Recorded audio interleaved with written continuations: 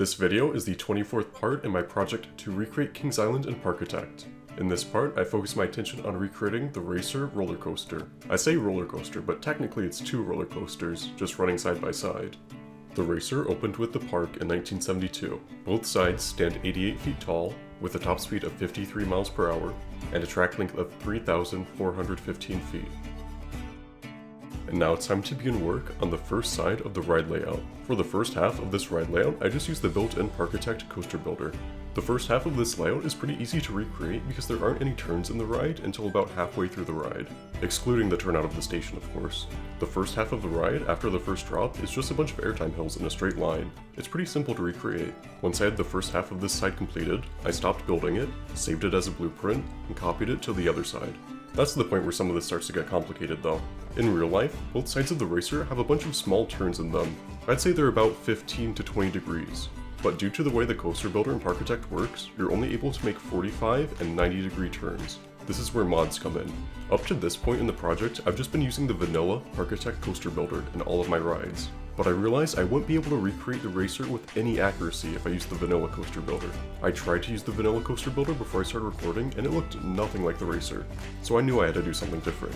Before I began recording, I installed the mod Track Edit, which greatly increases your amount of freedom in the coaster builder.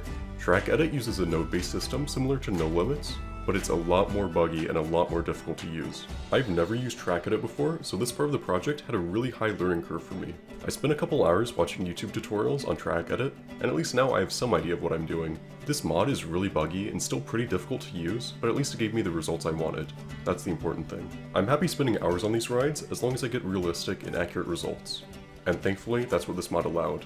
So if you're confused why the coaster builder looks like that, or why I'm messing around with nodes, I'm just using the mod Track Edit. Hopefully I won't have to use this in too many rides because it's really difficult and really complicated and really buggy, but at least it gave me the results I wanted.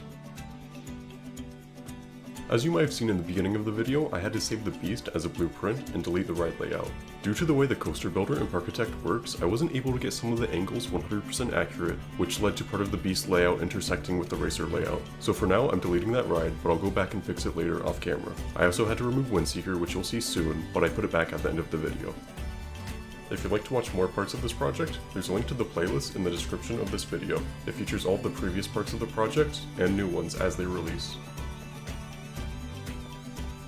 Now that I basically have the red Racer complete, I just have to repeat this process for the blue Racer, and things will be a lot closer to completion. Unfortunately, this is the part of the ride where I have to mess with Track Edit again, and this mod is really a mess at times. It's not only difficult to use, but really buggy and annoying. It tilted the track in the wrong direction a couple times, but I was able to fix it.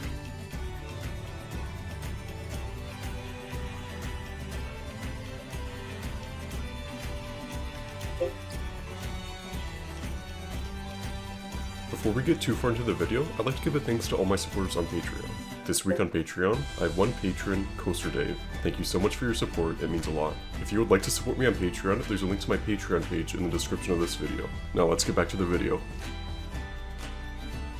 Now that I have the turnarounds on both sides of the Racer complete, I'm done messing with Track Edit and the complicated part is over. Now we're back to simple and easy, straight, airtime hills, all the way to the brake run.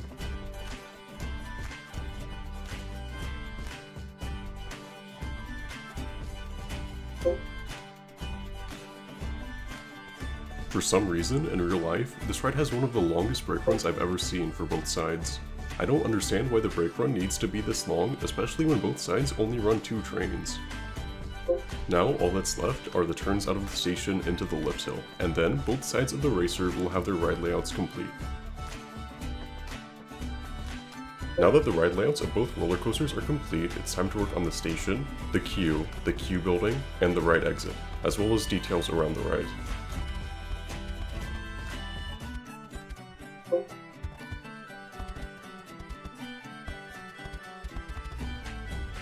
Right here, I'm just recreating the exit paths from the Racer. For some reason, this ride has exit paths that go over the ride, meet in the middle, and then they slope downwards.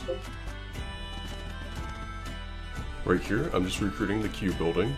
In real life, the Racer has a shelter over its queue to provide shade and to protect from the rain.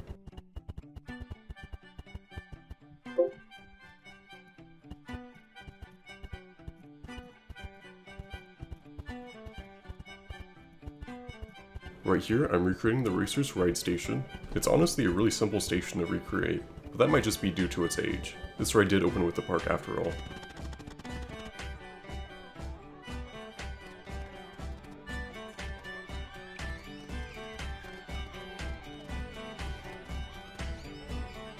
Right here, I'm just recreating the brake run shelter. For some reason, in real life, the racer has a building over the entirety of the brake run on both sides. I'm not exactly sure why, because it's kind of ugly, and when there's a teenager on your train screaming, it echoes throughout the whole building. It's really annoying.